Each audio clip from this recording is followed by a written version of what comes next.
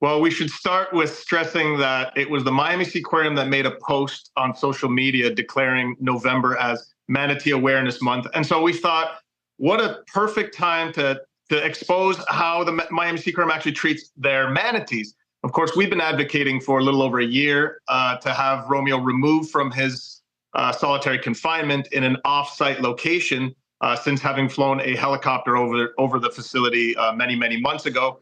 Subsequently, more helicopter and drone footage were published, ultimately mobilizing the general public and harnessing that anger and that outrage into action. We had several calls to action to call both the USDA and Florida Fish and Wildlife, as well as the Seaquarium, who conveniently turned their phone off.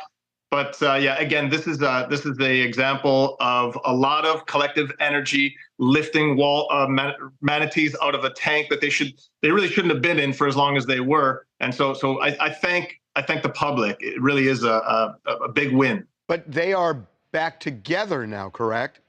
They are not, in fact, together. They are at the same facility. Romeo is swimming amongst other males, and Juliet is with other females, and their offspring, Clarity, is actually recovering at SeaWorld in Orlando as we speak. The obvious thing here, a lot of people would say, is they should just be released. And maybe they've just been in captivity too long. Is that the issue, that if they were released in the wild, they just wouldn't survive? So what's happening as we speak is those manatees are in hospital tanks.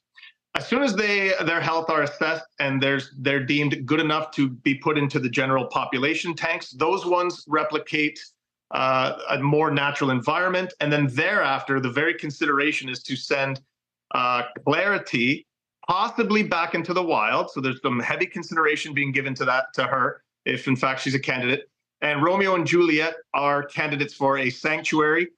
There's one called Homosassa, which is not too far away from, in fact, the Tampa Zoo. So we wait and see, but the intention is ultimately to get them to sanctuaries and back into the wild, because these hospital tanks are ultimately meant for manatees in distress. So they've got to be moved. Can you tell whether Romeo and Juliet have reacted positively? Do they display emotion? Is there a way that you can kind of gauge that or look at that? I have no idea, but can you tell that they relief or happiness or anything like that?